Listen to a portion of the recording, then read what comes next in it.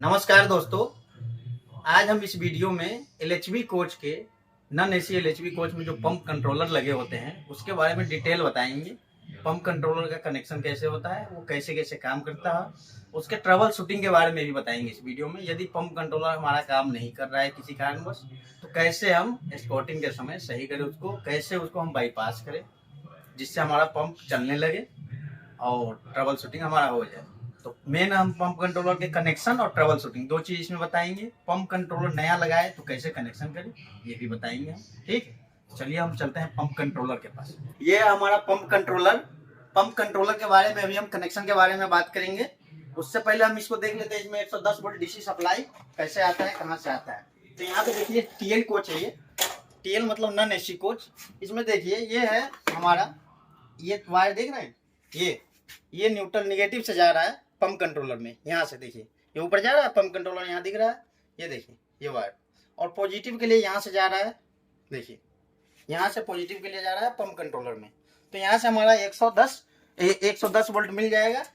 अब देखिए यहाँ 118 वोल्ट है, 118 वोल्ट पंप कंट्रोलर पे पहुंच जाएगा। अभी हम पंप कंट्रोलर पे डायरेक्ट करते हैं। पंप कंट्रोलर पे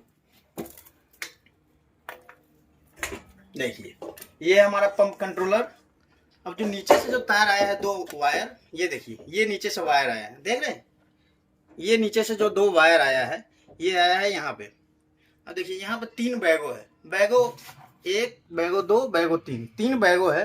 तो ये देखिए यहाँ पे अब इसके बारे में स्टार्ट करना है। तो ये है सबसे नीचे वाला जो होता है ये अर्थ के लिए होता है, ठीक है, अर्थ के लिए। ये सबसे नीचे वाला होता है अर्थ के लिए, इसमें अर्थ का कनेक्शन नहीं किया गया, ठीक है। यहाँ देखिए ये है निगेटिव के लिए, ये जो नीचे से वायर दो आ रहा है वही वाला वायर है, वही वाला वायर। 110 वोल्ट निगेटिव इसमें दे दिए, पॉजिटिव इसमें दे दिया हम, जिससे हमारा पंप कंट्रोलर रन कर सके। पंप कंट्रोलर अपना सप्लाई ले लिया, निगेटिव पॉजिटिव। अब यहाँ से पॉजिटिव निगेटिव चला गया। अब यही पॉजिटिव का लूपिंग देके हम दोनों पंप के लिए देंगे। ये देखिए ऊपर वाला है पंप 1 के लिए, नीचे वाला है पंप 2 के लिए। तो दोनों पंप में हम लूपिंग देंगे पॉजिटिव। एक बात ध्यान रखना है, इधर पंप के लिए, एक पंप के लिए और 2 पंप के लिए, ऊपर वाला पंप 1 है, नीचे वाला पंप 2 है, दोनों में सिर्फ पॉजिटिव जाता है, निगेटिव नहीं जाता है। निगेटिव का जरूरत नहीं है। जब हमारा नीचे कॉन्टेक्टर लगा होता है जो पंप के लिए, उसमें निगेटिव नीचे से ही दे दिया जाता है डायरेक्ट, यहाँ से सिर्फ हमारा पॉजिटिव जाता है, ठीक है। तो यहाँ देखिए ये पॉजिटिव वायर, यहाँ पे देखिए 1 2 3 4 5, यहाँ पे लिखा होगा C1 C2 करके लिखा रहता है। तो C1 यहाँ पे है अर्थ के लिए, C2 है निगेटिव के लिए, C3 है पॉजिटिव के लिए। अब यहाँ पे आइए C4 5 6 7 8, C4 5 6 7 8 है यहाँ पे।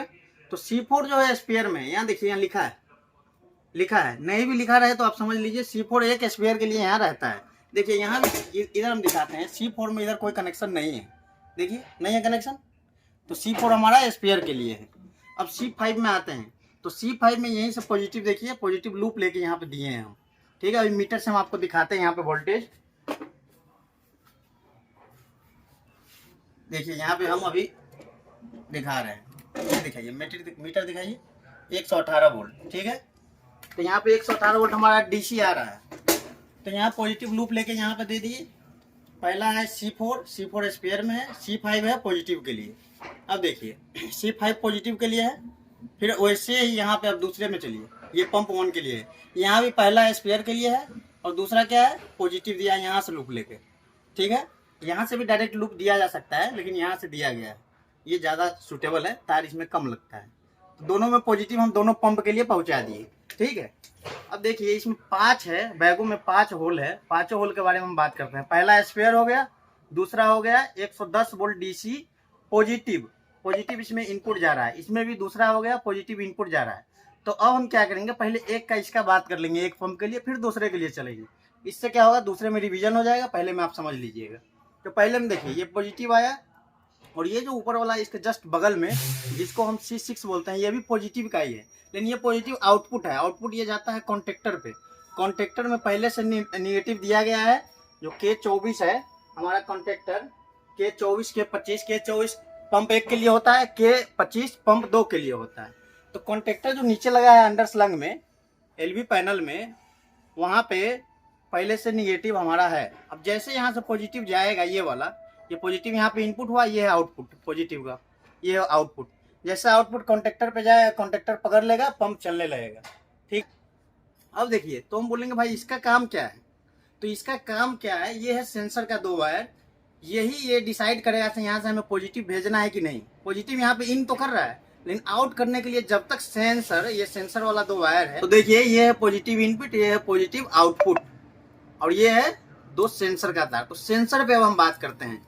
तो सेंसर पे क्या है, ये सेंसर का जो 1 वाला तार है, TS1 जो सबसे ऊपर वाला तार है, ये जाता है हमारे डायरेक्ट पंप में।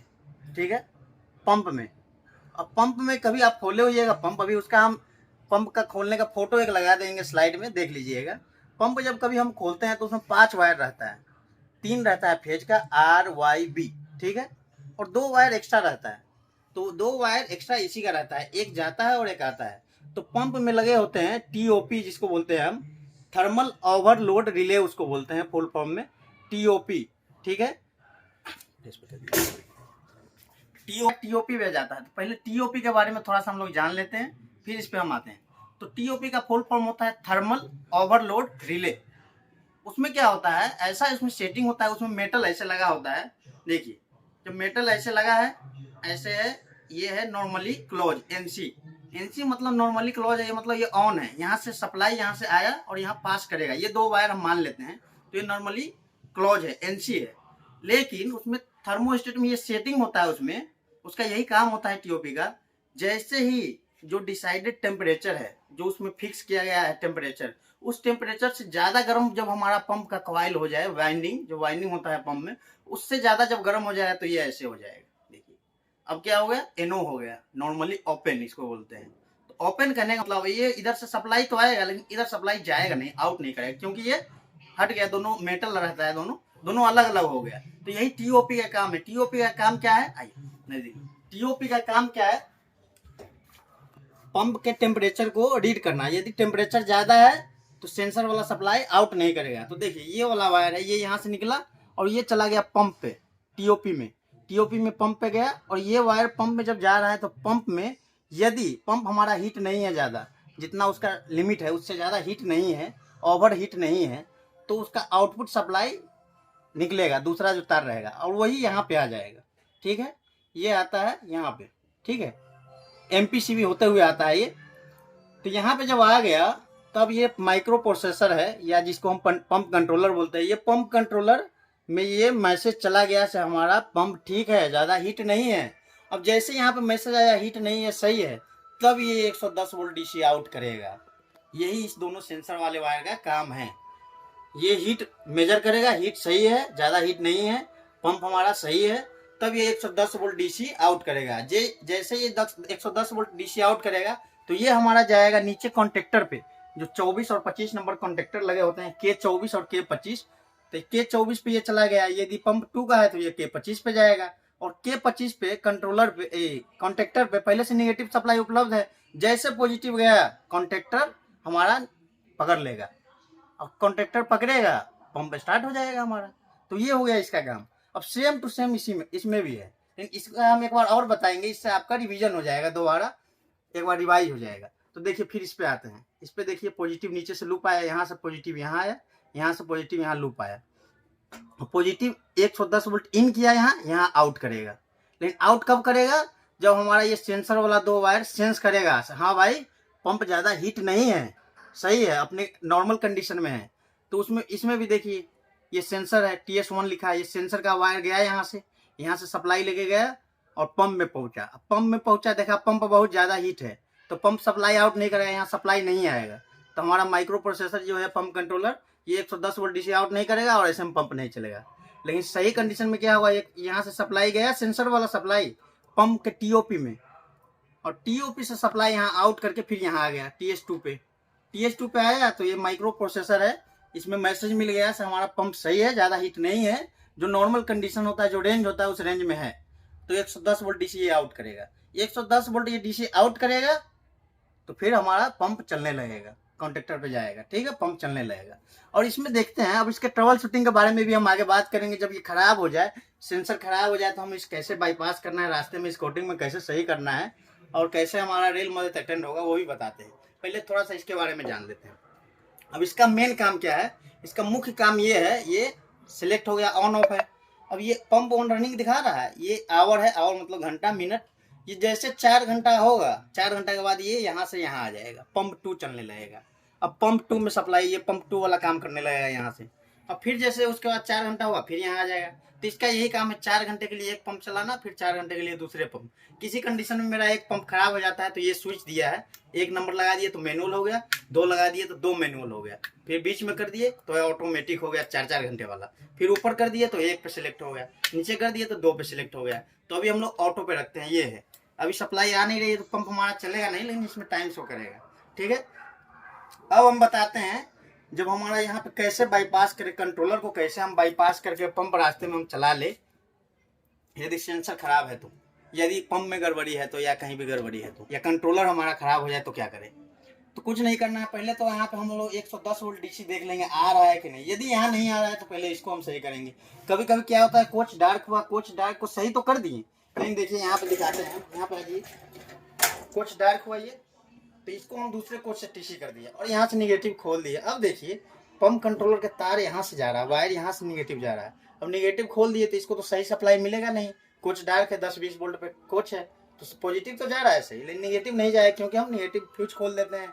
तो वैसे में आपको फ्यूज खोलने से पहले इसको वायर को ऊपर डाल देना है टीसी वाले पे, जिससे हमारा पंप कंट्रोलर सही से काम कर सके। तो पंप कंट्रोलर में सबसे पहले हम देखेंगे यहाँ पे नीचे में 110 वोल्ट हमारा आ रहा है कि नहीं। यदि नहीं आ रहा है तो नहीं चलेगा, यदि आ रहा है उसके बाद क्या करें, तो उसके बाद देखिए ये है, ये सेंसर वाला सबसे ऊपर वाला 2 रहता है सेंसर वाला, देखिए ध्यान से देखिए TS1 TS2 लिखा है, ठीक है। यहाँ देखिए यहाँ भी 2 सेंसर का है, ये C12 और C13 सेंसर का होता है, TS1 TS2 यहाँ भी लिखा है, ये TS2 का 1 है, TS2 का 2 है, मतलब पंप दूसरे पंप का ये ऊपर वाला 2 सेंसर है, पहले पंप का 2 सेंसर है। कुछ नहीं करना है, एक लूप वायर लेके यहाँ से यहाँ लूप डाल देना है, बस लूप वायर लेके एक छोटा सा वायर लेके यहाँ से यहाँ हमको डाल देना है, ठीक है। यहाँ से यहाँ बताते हैं, यहाँ से यहाँ, मतलब इस दोनों को आपस में लूप कर देना है, सेंसर वाले को हो जाएगा, पंप चलने लगेगा। या इस दोनों को हम लूप कर देंगे, सेंसर वाले को, जो भी गड़बड़ी होगा सेंसर हमारा लूप करना रहता है, पंप चलने लगता है। ये होता है इसका ट्रबल शूटिंग, ठीक है। और कनेक्शन के लिए हम समझा दिए, नया कंट्रोलर लगाना है तो ऐसे यहाँ पे 110 वोल्ट इनपुट देंगे, नेगेटिव पॉजिटिव, और पॉजिटिव का लूप देंगे यहाँ, फिर पॉजिटिव का लूप यहाँ देंगे पहले पे, उसके बाद यहाँ पे सेंसर वाला 2 ऊपर, सेंसर वाला 2 ऊपर, और 110 वोल्ट आउटपुट है ये देखिए। तो ये हो गया कनेक्शन, पहले हम बता चुके हैं। ये पंप कंट्रोलर पे वीडियो था। यदि पंप पे हम नीचे 415 वोल्ट जो सप्लाई कैसे कैसे जाता है, DND से कैसे जाता है हमारा HT पैनल में, HT पैनल से ट्रांसफार्मर पे जाता है 750 से फिर आता है 25 एम्पियर HRC पे, वहाँ पे आता है 415 वोल्ट, वहाँ से हमारा पंप पे जाता है। तो ये कैसे कैसे जाता है MPCB होते हुए, उस पर हम अलग से एक वीडियो बनाएंगे। यदि दोनों वीडियो साथ में बनाएंगे तो लंबा हो जाएगा। तो वीडियो कैसा लगा कमेंट करके बताइए, कमेंट जरूर कीजिए, बताइए वीडियो कैसा लगा और इसमें क्या सुधार आप चाहते हैं, नया वीडियो किस पे चाहते हैं, उससे हम कमेंट से जुड़ पाते हैं, इसलिए कमेंट जरूर कीजिए।